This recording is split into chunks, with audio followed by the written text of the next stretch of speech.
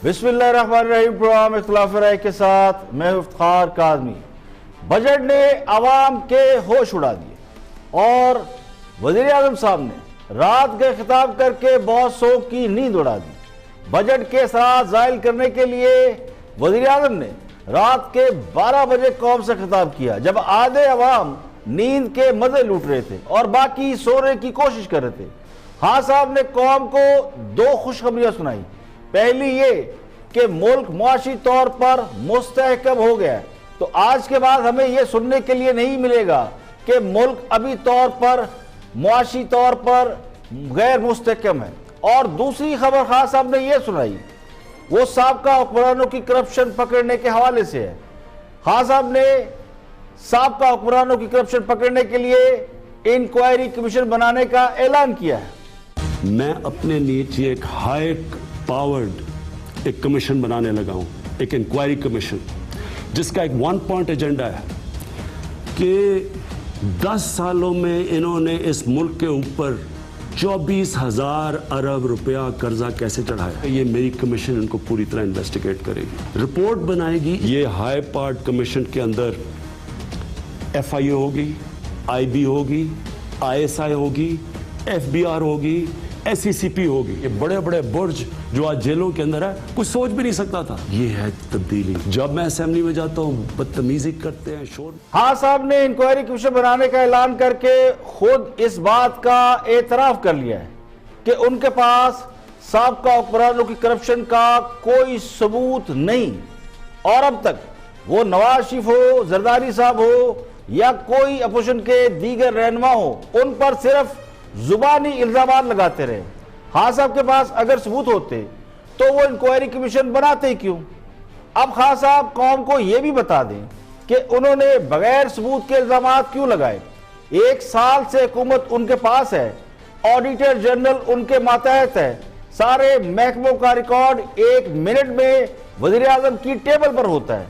अगर 1 साल में उन्हें साबका हुक्मरानों की करप्शन नहीं मिल सकी, इसीलिए अब वो नया कमीशन बनाएंगे, तो लगता यूं है कि कप्तान आजम इस किस्म का कमीशन बनाना चाहते हैं जिस तरह नवाज शरीफ के खिलाफ JIT बनी थी, ताकि अपोजिशन रहनुमाओं को बुला बुला कर उनकी हाजिरियां लगवाई जाएं, पेशियां कराई जाएं।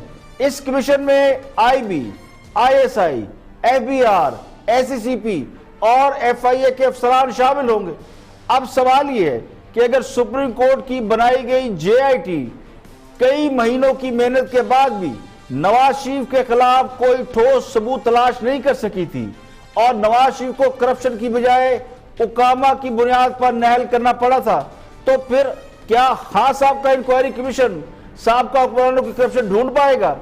अगर कमीशन अपने मकसद में कामयाब हो जाता है और लूटी गई दौलत का सबूत और सुराग मिल जाता है, तो इसे खान साहब की और उनकी हुकूमत की बड़ी कामयाबी समझा जाएगा।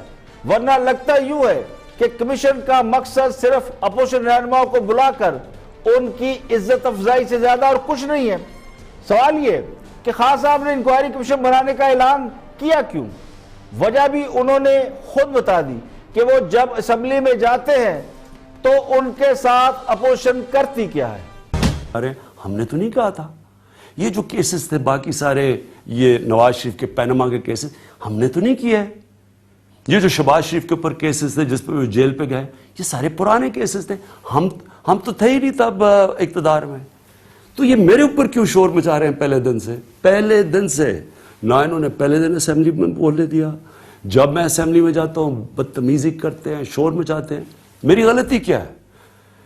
मेरी गलती ये है कि मैं इनकी ब्लैकमेल और प्रेशर में आके ये जो चाहते हैं मैं NRO नहीं इनको दे रहा। मेरे पाकिस्तानियों एक चीज याद रखो, जितना नुकसान इस मुल्क को NRO ने किया है, जब पाकिस्तान की तारीख लिखी जाएगी, जो इन्होंने हमारे बेचारे इस मुल्क में गुर्बत पैदा की, जो हमें मुल्क को मकरूज किया, वो 2 NROs ने हमें किया। पहले तो तारीख में पहले पीछे चले जाए। आज ये जो सारे इकट्ठे हुए हैं नून लीग और पीपल्स पार्टी, और बड़ा शोर मचा रहे हैं जी आसिफ जरदारी जेल में इकट्ठे हो गए हैं।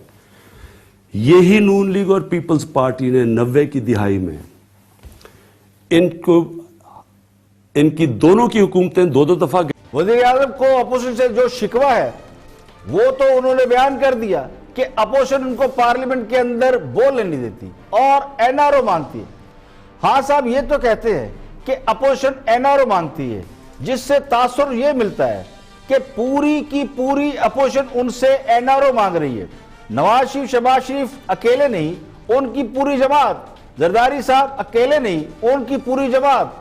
تو دوسرے لفظوں میں ان جماعتوں کے لیڈران ہی نہیں، پوری کی پوری جماعتیں کرپٹ ہیں اور این آر او مانگ رہی ہیں. خان صاحب نے ایک شکوہ اور بھی کیا. انہوں نے پوری کوشش کی اکانومی کو ڈی سٹیبلائز کرنے. ہر روز جی ہم سڑکوں پر نکلنے لگے ہیں، جی ہم ابھی پبلک میں آ رہے ہیں، ہم جی گورنمنٹ گرا دیں گے. یہ آپ کسی اور کو بلیک میل کریں.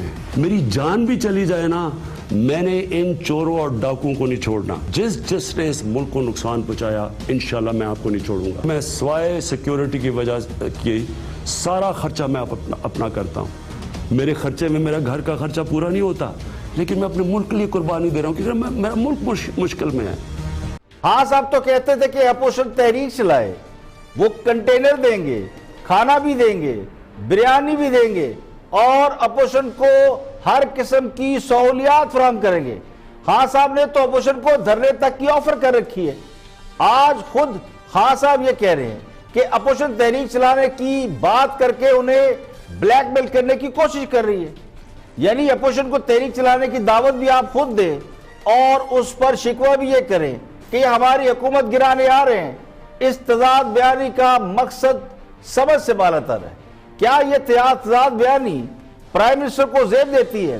نہ اپوزیشن حکومت گرانے کی بات کر رہی ہے، نہ میڈیا، نہ بھی لوگ سڑکوں پر نکلے ہیں، لیکن حکومت نے ابھی سے یہ بیانیہ بلڈ کرنا شروع کر دیا ہے کہ ان کی حکومت گرائی جا رہی ہے.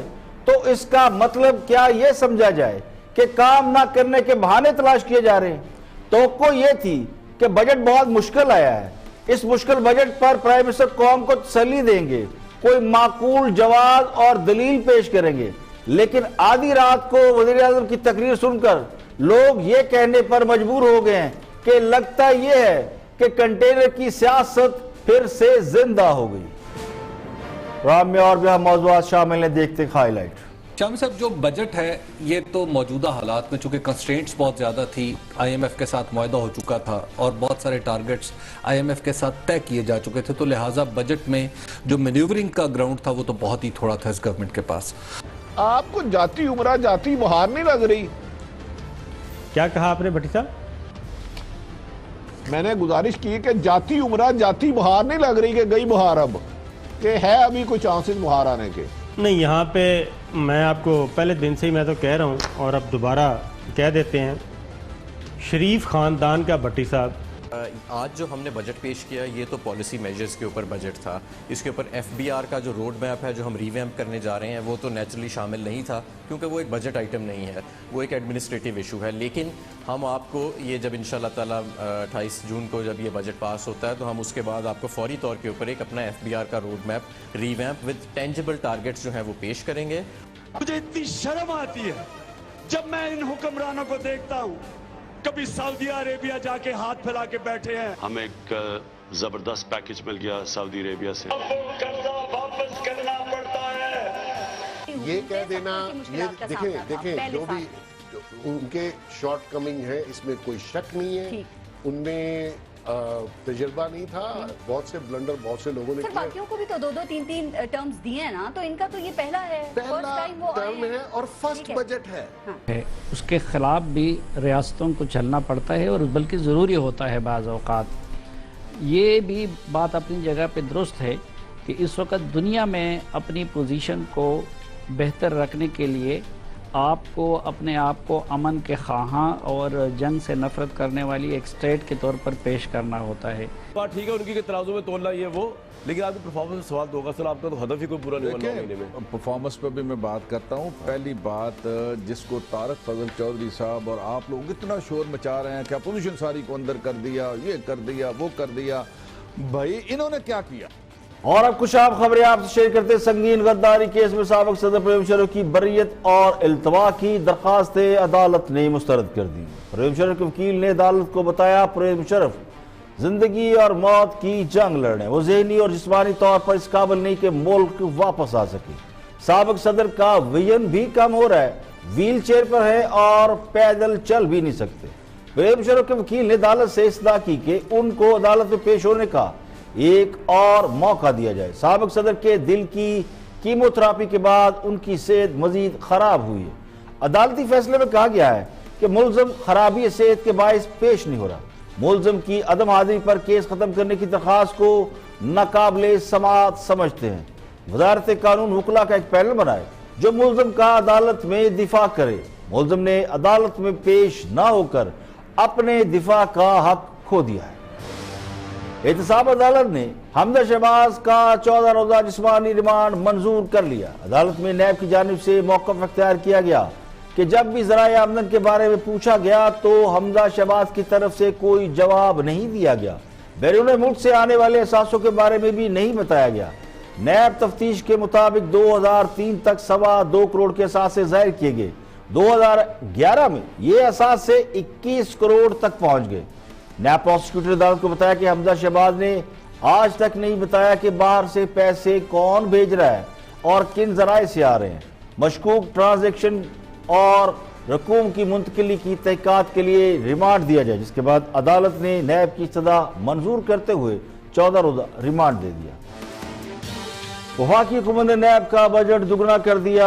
رواں بجٹ میں نیب کے لیے 4 ارب 42 کروڑ 40 لاکھ روپے مختص کیے گئے۔ پچھلے مالی سال 2018-19 میں نیب کا بجٹ 2 ارب 63 کروڑ اور 40 لاکھ روپے تھا، جو بعد میں بڑھا کر 3 ارب 32 کروڑ 38 لاکھ روپے کر دیا گیا تھا۔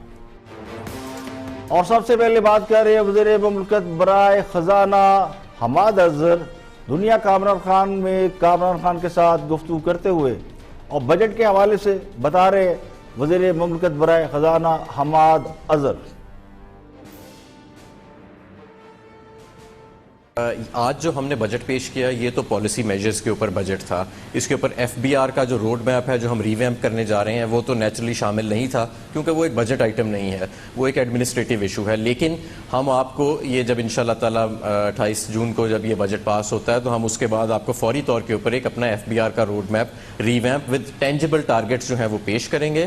اور یہ جو آپ نے کہا نا کہ نئے ٹیکس پیئرز کے لیے کیا گارنٹی ہوئے گی، تو وہ بہت ساری چیزیں اس وقت میں آپ کو بتا تو سکتا ہوں، لیکن میں چاہوں گا کہ وزیر اعظم صاحب وہ خود جو ہے وہ قوم کے سامنے اناؤنس کریں تو اس کا زیادہ فائدہ ہوگا۔ لیکن میں اس وقت ایک بات کہنا چاہوں گا کہ مفتاح اسماعیل صاحب نے جو نیگیٹو پکچر پینٹ کی اور انہوں نے کہا کہ ان کا دیکھیں ٹریک ریکارڈ کیا ہے، اس میں کوئی شک نہیں کہ دیکھیں ہم تو نہیں کہہ رہے کہ ہم نے کوئی 8-9 ماہ میں دودھ کی نہریں بہا دی ہیں، بہت ساری کمیاں کمزوریاں رہ گئی ہوئیں گی، لیکن کچھ چیزیں دیکھنے کے قابل ہیں۔ اور اگر آپ مجھے 30 سیکنڈ دیں تو کرنٹ اکاؤنٹ ڈیفیسٹ آپ کا جو ان کے دور میں 7 گنا بڑا تھا، ہم 8 ماہ کے اندر 30% اس میں کمی لے کے آئے ہیں، اور ہم اگلے سال اس میں مزید 30% سے بھی زیادہ کمی لے کے آئیں گے۔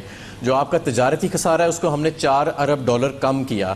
فورن ایکسچینج ریزروز جو ان کے دور میں 1.5 سال کے اندر آدھے ہو گئے تھے، وہ ہمارے 8 ماہ کے اندر ایک سطح کے اوپر سٹیبل ہیں، اس چیز کے باوجود کہ ہم نے بیرونی قرضہ ان سے کم لیا کورسپونڈنگ پیریڈ میں پچھلے سال۔ ریمیٹنسز یہ 3 سال کوشش کرتے ہوئے ان سے نہیں بڑھی، ہمارے 8 ماہ میں 2 ارب ڈالر کا اس کے اندر اضافہ ہوا۔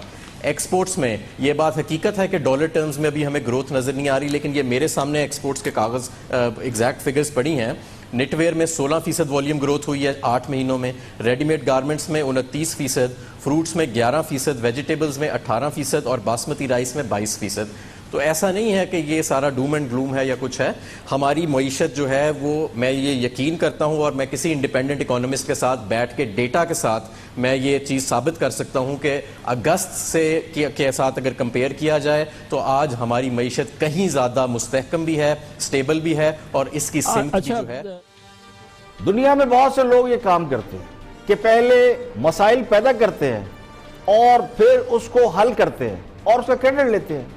سابقہ حکومت کے آخری 2 سال میں اس وقت کی اپوزیشن نے اور آج کی حکومت نے، پھر اس کے بعد عدالتی فیصلوں کے نتیجے میں جو سیاسی عدم استحکام پیدا ہوا، اس کے نتیجے میں سابقہ حکومت کا آخری سال اور آخری بجٹ کچھ زیادہ اچھا نہیں تھا۔ حکومت کے لیے بہت سے مسائل موجود تھے اس وقت کی حکومت کے لیے، اور آج ان کو ہی معیار بنا کر اگر آپ مسائل کو حل کرنے کا کریڈٹ لینے کی کوشش کریں گے تو یہ بات چھپ نہیں سکتی۔ حکومت یہ دعویٰ کری کہ اس نے تجارتی خسارہ کم کر دیا۔ دیکھیں جب ٹریڈ ہی نہیں ہوگی تو ٹریڈ ڈیفیسٹ تو کم ہو جائے گا۔ اگر حکومت کو تجارتی خسارے میں کمی کا کریڈٹ دے بھی دیا جائے تو اس کے نتیجے میں جو ترقیاتی کام رکے اور اس سے جو جی ڈی پی گروتھ میں کمی ہوئی، بے روزگاری میں اضافہ ہوا، تو پھر اس کی ذمہ داری بھی قبول کرنا چاہیے اور کھلے دل سے قبول کرنا چاہیے۔ حکومت نے سیدھا آئی ایم ایف کو مطمئن کرنے کے لیے بجٹ بنایا ہے، بلکہ بہت سے مفسرین تو یہ کہتے ہیں یہ بجٹ ہی آئی ایم ایف نے بنایا ہے، چونکہ اس میں عوام کے لیے کوئی ریلیف نظر نہیں آتا اور پلس مائنس کر کے اعداد و شمار سے عوام کو بلانے کی کوشش کی گئی ہے۔ ویسے تو ہر بجٹ میں مہنگائی کا تحفہ ملتا ہے، لیکن فرق کیا ہوتا ہے؟ فرق یہ ہوتا ہے کہ اس کے ساتھ کوئی فیوچر پلاننگ میں نظر آتی ہے۔ لوگ مہنگائی کسی حد تک برداشت کر لیتے ہیں اگر انہیں یہ امید ہو کہ آگے کچھ اچھا ہونے جا رہا ہے، لیکن بڑے افسوس سے کہنا پڑتا ہے کہ اس بجٹ میں وہ امید بھی کہیں نظر نہیں آئی۔ یہاں پہ لیں گے ایک بریک، اور بریک کے بعد جب واپس آئیں گے اور بھی اہم موضوعات پر آپ کے ساتھ شیئر کریں گے۔ ہمارے ساتھ رہیے گا۔ ویلکم بیک، آپ دیکھ رہے ہیں پروگرام اختلاف رائے اور میں افتخار کاظمی۔ آگے بڑھتے ہیں اور بجٹ سے ہی دوبارہ بات شروع کرتے ہیں۔ نقطہ نظر مجیب الرحمان شامی اور ان کے ساتھ اینالسٹ ہیں حبیب اکرم، بجٹ کے اوپر بات کر رہے ہیں۔ سنتے ہیں پوائنٹ آف ویو حبیب اکرم کا۔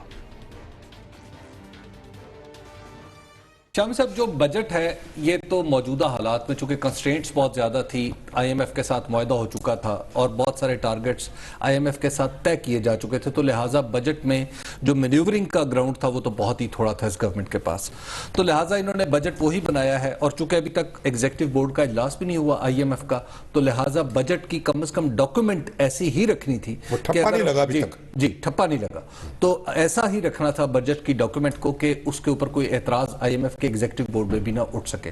تو لہٰذا ہم نے وہ بجٹ دیکھا ہے جو دراصل ہم پریڈکٹ کر رہے تھے جب آئی ایم ایف سے معاہدہ ہوا تھا۔ اس میں ٹارگٹ جو ٹیکسیشن کا سب سے امپورٹنٹ ہے وہ بھی وہی رکھا جو سیٹلمنٹ ہوئی تھی آئی ایم ایف کے ساتھ۔ اس میں جو بجٹ خسارہ تھا وہیں پہ رکھا 7% سے کچھ اوپر کہ جو آئی ایم ایف کے ساتھ طے ہوا تھا، اور کچھ اقدامات جو تھے مثال کے طور پر روپے کی جو ڈی ویلیویشن تھی اور پھر جس طرح شرح سود کو بڑھایا گیا، وہ ساری چیزیں تھی جو پری ریکوزٹ تھی جو پہلے کر چکے۔ مگر یہ خسارہ جو ہے جو 7% رکھا ہے انہوں نے، وہ اس بنیاد پر ہے کہ 5,500 ارب روپیہ جو ہے وہ اکٹھا کر لے گا ایف بی آر۔ اب یہاں پہ بنیادی سوال شامی صاحب وہ یہی ہے کہ جو ایف بی آر گزشتہ 10 مہینے جس گورنمنٹ کو ملے ہوں اور 12 مہینے کا سال ہو، تو اس میں یہ تو نہیں کہا جا سکتا کہ سارے کام خراب پچھلی گورنمنٹ نے کیے تھے۔ تو لہٰذا یہاں پہ ایک بنیادی پریمائز جو ہے وہ یہ جو ٹیکس ہدف ہے اس کے حوالے سے اٹھتا ہے، وہ یہ ہے کہ جو حکومت 4,380 ارب روپے کا ٹارگٹ حاصل نہیں کر سکی، بلکہ اگر جب ہم یہ کنکلوڈ کریں گے یہ سال تو شاید 4,000 ارب روپیہ بھی نہ ہو، تو جو حکومت 4,000 ارب روپے کی ٹیکسیشن نہیں کلیکٹ کر سکی وہ 5,550 ارب روپے کی کیسے کرے گی؟ حکومت نے آئی ایم ایف کا ٹیکس بجٹ عوام کے سر پر دے مارا ہے اور آئی ایم ایف سے قرض لینے کی خاطر بڑے بڑے ٹارگٹ بھی سیٹ کر دی، اور اس بات کی کسی کو قطعی کوئی پرواہ نہیں کہ ٹیکس وصولی میں ناکام رہنے والی حکومت پہلے سے زیادہ ٹیکس کیسے وصول کرے گی۔ بڑی بڑی باتیں، بڑے بڑے دعوے، دکان پکوڑوں کی باتیں کروڑوں کی، تو حکمران جماعت کا کمال یہ ہے کہ ٹارگٹ ہمیشہ بڑے بڑے سیٹ کرتی ہے، چھوٹے موٹے ٹارگٹ اور چیلنج تو ان کی ناک پر نہیں بیٹھتے، اسی لیے بڑے بڑے دعووں سے لوگوں کو امپریس کیا جاتا ہے۔ 1 کروڑ نوکریاں، 50 لاکھ گھر، بیرون ملک سے اربوں ڈالر، اور اسی طرح کے درجنوں دعوے جن پر ناکامی کی مہر لگ چکی ہے۔ لیکن جو لوگ ناکامی پر شرمندہ ہونے سے گھبراتے نہیں، ڈرتے نہیں، جنہیں اس بات کا ذرا سا بھی احساس نہیں کہ وہ جھوٹ بول رہے ہیں، عہد شکنی کر رہے ہیں، تو پھر ان سے یہ توقع رکھنا کہ وہ حقائق پر مبنی باتیں کریں گے خود کو دھوکہ دینے کے مترادف۔ آگے بڑھتے ہیں اور ایک اور اہم موضوع پہ بات کرتے ہیں۔ پنجاب اسمبلی میں اپوزیشن رہنما حمزہ شہباز کو کل نیب نے گرفتار کیا تھا، آج ان کا ریمانڈ لے لیا گیا۔ حمزہ شہباز کی گرفتاری اور اس کے بعد شریف خاندان کی پالیٹکس پر بہت سے سوالات اٹھ رہے ہیں۔ صابر شاکر اور عارف حمید بھٹی اس پر بات کر رہے ہیں، ذرا ان کا تجزیہ دیکھتے ہیں کہ وہ کیا فرماتے ہیں۔ آپ کو جاتی عمرہ جاتی بہار نہیں لگ رہی؟ کیا کہا آپ نے بھٹی صاحب؟ میں نے گزارش کی کہ جاتی عمرہ جاتی بہار نہیں لگ رہی کہ گئی بہار اب، کہ ہے ابھی کوئی چانسز بہار آنے کے؟ نہیں، یہاں پہ میں آپ کو پہلے دن سے ہی میں تو کہہ رہا ہوں اور اب دوبارہ کہہ دیتے ہیں، شریف خاندان کا بھٹی صاحب، شریف خاندان کا پاکستان کی سیاست میں کوئی رول نہیں ہے۔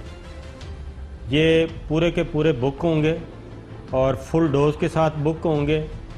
یہ جتنے مرضی ہاتھ پاؤں مار لیں، جتنی مرضی منافقتیں کر لیں، یہ بند کمروں کے اجلاس میں بیٹھ کے یہ باتیں کرتے ہیں کہ ہم بیوقوف بناتے ہیں، آؤ مل کے بیوقوف بنائیں، بلف کرتے ہیں۔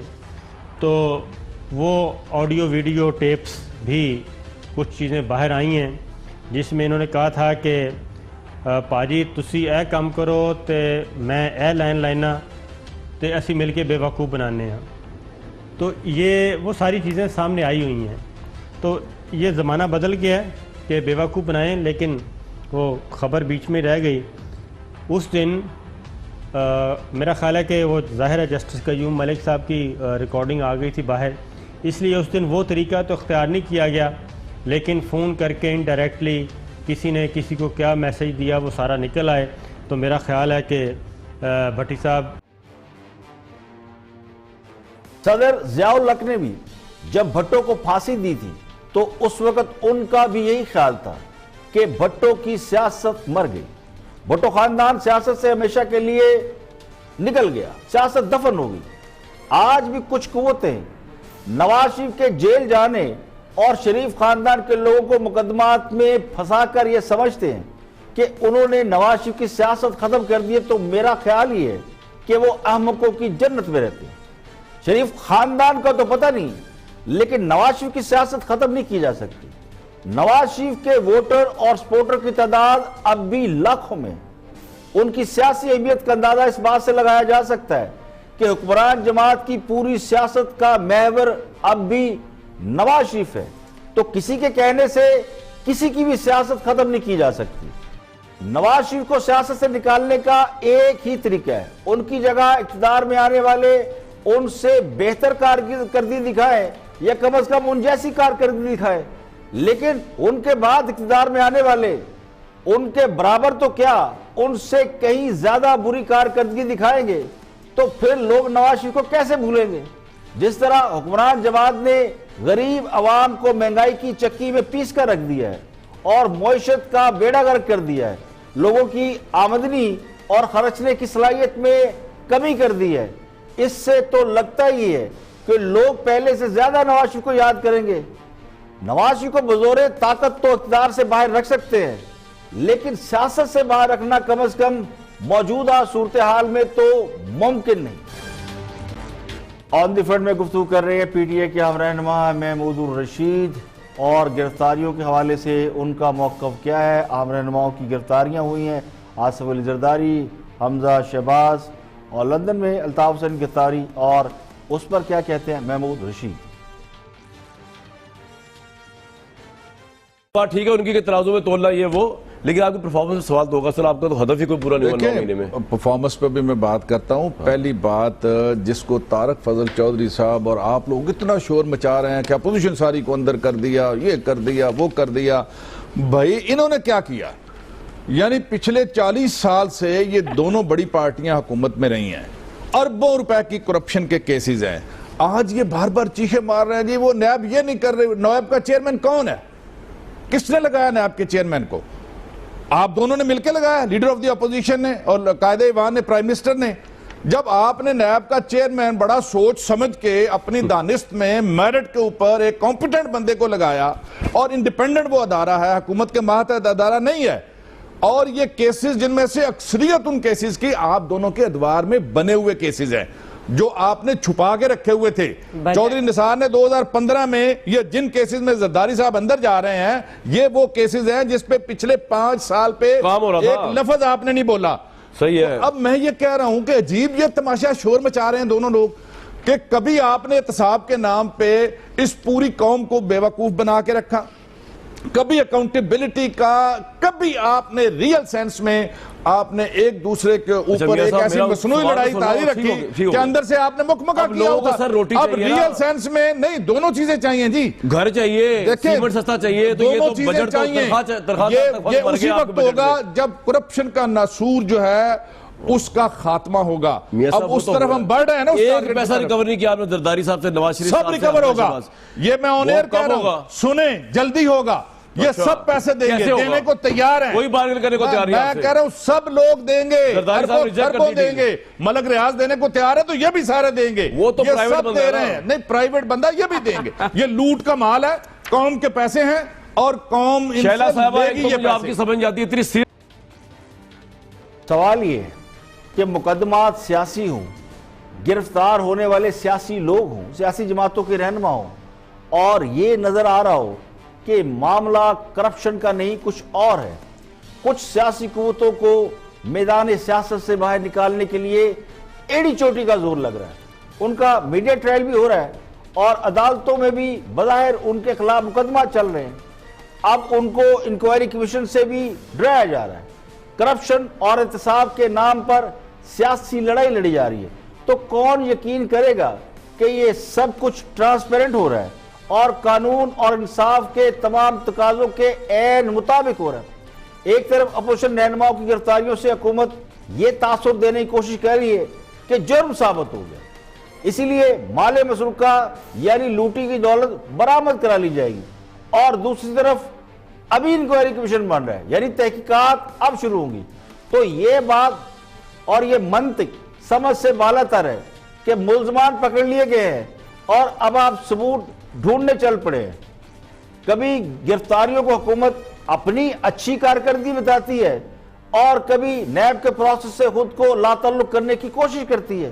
کریڈٹ سارے اپنے کھاتے میں ڈالے جا رہے ہیں اور اس کے بعد دامن صاف ہونے کی بھی صفائیاں دی جا رہی ہیں. تو اس سے پتہ چلتا ہے کہ اصل میں معاملہ وہ نہیں جو بظاہر نظر آ رہا ہے. یہاں پہ لیں گے بریک, اور بریک کے بعد آپ واپس آئیں گے, کچھ اور اہم موضوعات پر آپ سے گفتگو کریں گے. ہمارے ساتھ ہوئی. Welcome back. آپ دیکھیں پروگرام اختلاف رائے اور میں ہوں افتخار کاظمی. بریک کے بعد حاضر خدمت ہے ایک اور اہم موضوع, اور یہ موضوع پاک بھارت تعلقات کے حوالے سے. پرائم منسٹر آف پاکستان نے بھارتی وزیر اعظم کو مبارکبادی کا خط لکھا. یہ خبر بجٹ اور گرفتاریوں کے اس شور شرابے میں دبکے رہے گی, لیکن اس پر بات ضرور ہونی چاہیے. مظہر عباس بات کر رہے ہیں رپورٹ کارڈ میں, واچ دس. اس کے خلاف بھی ریاستوں کو چلنا پڑتا ہے اور بلکہ ضروری ہوتا ہے بعض اوقات. یہ بھی بات اپنی جگہ پہ درست ہے کہ اس وقت دنیا میں اپنی پوزیشن کو بہتر رکھنے کے لیے آپ کو اپنے آپ کو امن کے خواہاں اور جنگ سے نفرت کرنے والی ایک اسٹیٹ کے طور پر پیش کرنا ہوتا ہے. لیکن میرے خیال میں اس کے لیے کافی کچھ ہو چکا.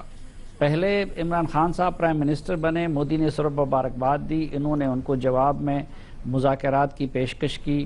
اس کے بعد بھی یہ پیشکش پاکستان کی طرف سے ہوتی رہی. پھر جب پلوامہ کا واقعہ ہوا اور انڈیا نے اٹیک کیا پاکستان کو, اس دوران بھی ہماری طرف سے یہ کہا گیا کہ پرائم منسٹر ان کو ڈھونڈتے رہے, فون کرتے رہے, لیکن وہ بات کرنے کو تیار نہیں تھے. اب اس کے بعد ابھینندن کی واپسی اور اسی طرح کے درجنوں اقدامات پاکستان نے کیے جس سے امن پسندی کا پاکستان نے ثبوت دے دیا. پھر اب جب مودی وزیر اعظم بنے تو ایک مرتبہ پرائم منسٹر کا پیغام, اس میں پھر ان سے مذاکرات کی درخواست, پھر اس کے بعد ابھی ریسنٹلی ہمارے وزیر خارجہ نے انڈین وزیر خارجہ کو خط لکھا ہے اور اس میں انہوں نے مذاکرات کی ایک بار پھر استدعا کی ہے. تو میرے خیال میں اب بہت ہو گیا. اس کے بعد پرائم منسٹر کا اب چند مہینے میں ایک ملک کے پرائم منسٹر کی طرف سے اور ادھر سے مسلسل انکار, ادھر سے مسلسل غرور, اور پھر اگر خود ہمارے پرائم منسٹر اور ان کی پارٹی صرف آج سے 1 سال پہلے کے اپنے موقف کو دیکھے کہ انڈیا کے ساتھ مذاکرات کے بارے میں وہ کتنی سختی کا مظاہرہ کرتے رہے, تو ٹھیک ہے امن پسندی کا مظاہرہ بھی کرنا چاہیے, تعلقات بہتر بنانے کی کوشش بھی, لیکن کوئی شرم بھی ہوتی ہے اور کوئی حیا بھی ہوتی ہے ریاستوں کے معاملات میں اور انڈین جیسے ممالک کے معاملات میں. پھر آپ کی اپنی ایک عزت نفس اور قومی انا کا بھی خیال رکھنا چاہیے. पंजाबी में एक मुहावरा है जिसका उर्दू तर्जमा ये है कि हाथों से दी गई गिरें कभी कभी दांतों से खोलनी पड़ती है। सवाल ये है कि खान साहब बार बार भारत से मुज़ाकरात पर इसरार क्यों कर रहे हैं और भारत बार बार इनकार क्यों कर रहा है। वज़ीर-ए-आज़म इमरान खान को नरेंद्र मोदी ने अपनी ओथ टेकिंग सेरेमनी में क्यों नहीं बुलाया, और क्या ये हमारी तौहीन नहीं है कि हम इसके बावजूद मोदी साहब को मुज़ाकरात की दावत दे रहे हैं और मोदी साहब है कि वो एड से चले जा रहे हैं। तो आखिर इसकी वजह क्या है। भारत को भी ये अच्छी तरह इल्म है कि वो पाकिस्तान के साथ जंग नहीं कर सकता, मुज़ाकरात के बगैर खित्ते में अमन मुमकिन नहीं। तो लगता यूं है कि बात कुछ और है और मोदी वज़ीर पाकिस्तान से ज़ाती तौर पर नाराज लगते हैं। मेरा गुमान ये है कि खान साहब ने जब से ये कहा है कि बड़े बड़े ओहदों पर छोटे छोटे लोग बैठे हैं, तो ये बात उन्होंने मोदी जी के लिए कही थी।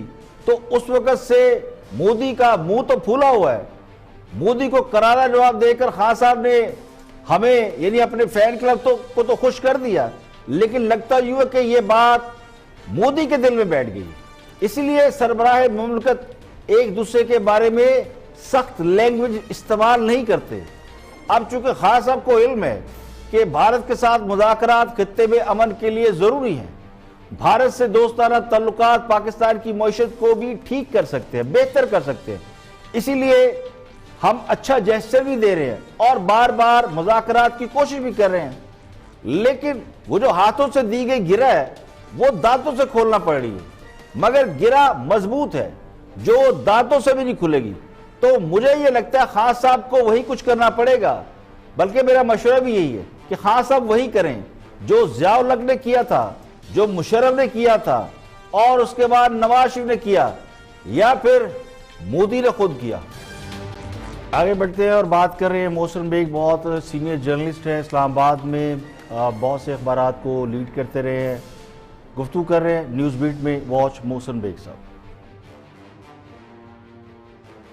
ये कह देना, ये देखें जो उनके शॉर्ट कमिंग है इसमें कोई शक नहीं है, उनमें तजर्बा नहीं था, बहुत से ब्लंडर बहुत से लोगों ने किया। बाकियों को भी तो 2-2, 3-3 टर्म्स दिए हैं ना, तो इनका तो ये पहला टर्म है और फर्स्ट बजट है। हाँ, ये भी जरा ख्याल रखिए। तो मिनी बजट भी तो लाए नहीं, वो मिनी बजट तो उन्हीं का दिया हुआ था, उसी में तरमीम की और साल 8 माह। जरा नैरेटिव को क्लियर कर दीजिएगा। जो अभी पॉइंट ये उठा रहे थे कि देखें कल भी मियां नवाज शरीफ ने ये कहा कि वोट को इज्जत दो और अदलिया तहरीक की बात की और कहा एपीसी में भरपूर शिरकत होगी, वोट को दो।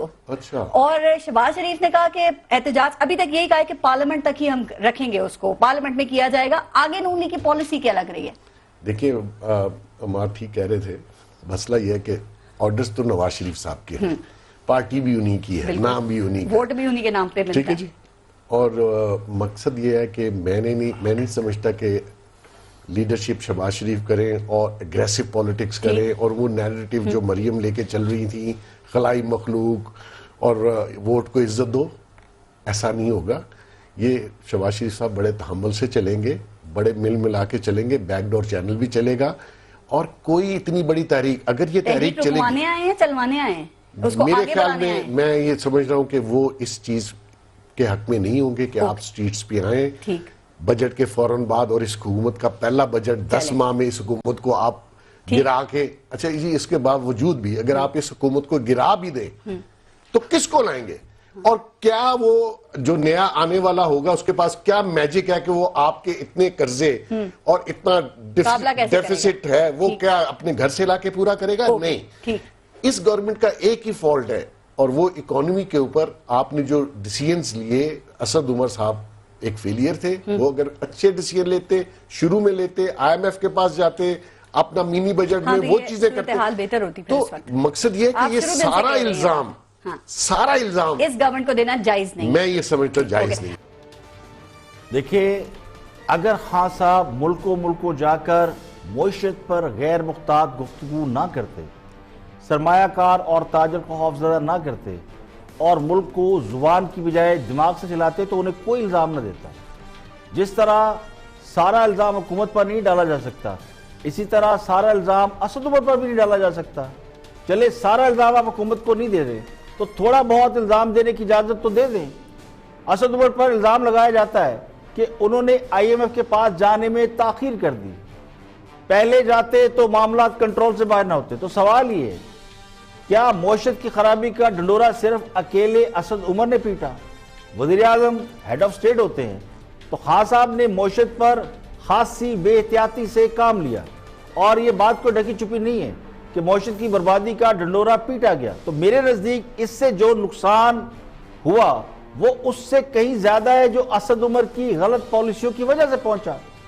اب خان صاحب کے پاس واحد کریڈیبلٹی یہ رہ گئی ہے کہ چونکہ انہیں حکومت پہلی بار ملی ہے، نا تجربہ کاری ہے، تو نا تجربہ کاری کی وجہ سے بہت سے معاملات میں وہ ناکام ہوئے ہیں۔ لیکن کیا یہ وجہ حکومت کو مہلت دینے کا جواز بن سکتی ہے؟ تو اس کا فیصلہ بھی میرا خیال ہے عوام پر ہی چھوڑ دیتے ہیں۔ آج کے لیے اتنا ہی، کل پھر حاضر ہوں گے مزید خبروں، تبصروں، تجزیوں کے ساتھ۔ پروگرام اختلاف رائے سے افتخار کاظمی کو اجازت دیں، اپنا بہت بہت خیال رکھیں۔